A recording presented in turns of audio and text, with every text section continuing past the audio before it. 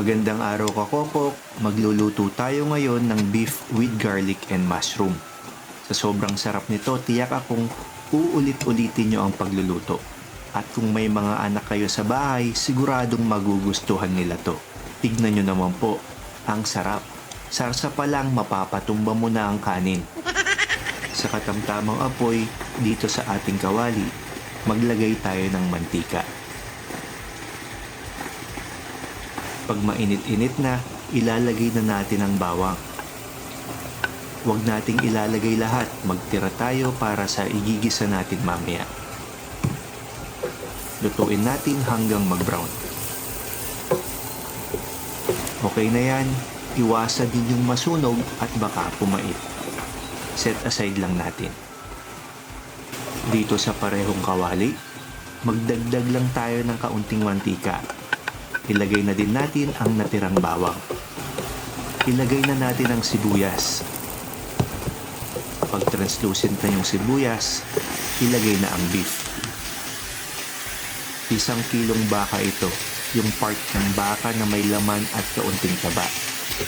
Hiniwa lang natin ng maninipis. Lagyan natin ng toyo ni Mrs. Oyster sauce.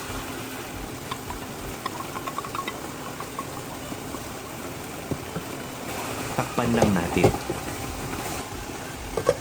Nakalimutan pala nating ilagay ang paminta. Ilagay na natin. Hahalu-haluin natin from time to time para di masunog yung ilalim. Isasangkot siya natin to hanggang lumabas yung patas. Pag lumabas na ang patas, lagyan natin ng tubig. Yung dami ng tubig, depende yan kung gaano katagal lumambot ang baka. Dagdag ka na lang ng konti kung matigas pa. Huwag masyadong damihan ng tubig sa umpisa ha, baka malunod ang baka nyo. Check natin paminsan-minsan, tignan natin kung malambot na ang baka.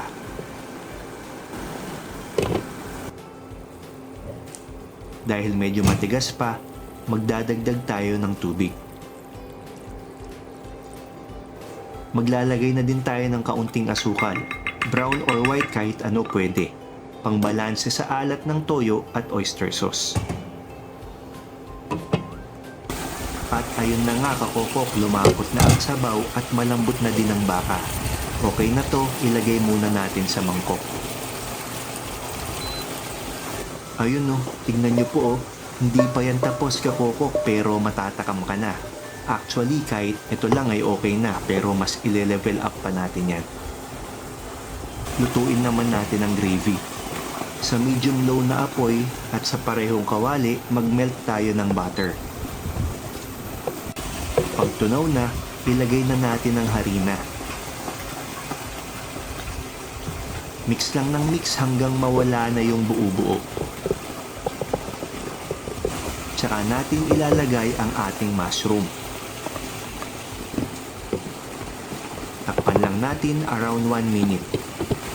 After a minute, dahan-dahan tayong maglalagay ng tubig. Huwag masyadong damihan ha, yung tama lang. Yung malalagyan lang ng kaunting sabaw ang mushroom. Pakuluan lang natin ito hanggang lumapot. Kumukulo na, maglagay na tayo ng toyo ni Mrs.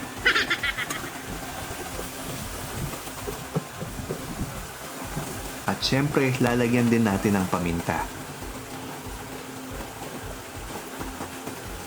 Mix lang natin around 1 minute. Yan po, okay na yan. Magta-toppings na tayo. Ayun o, ang bango. Ang sarap, nakakatakam kakokok. At budburan natin ng garlic na niluto natin kanina.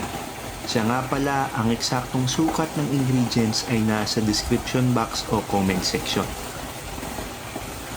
Thanks for watching kakokok, hanggang sa muli.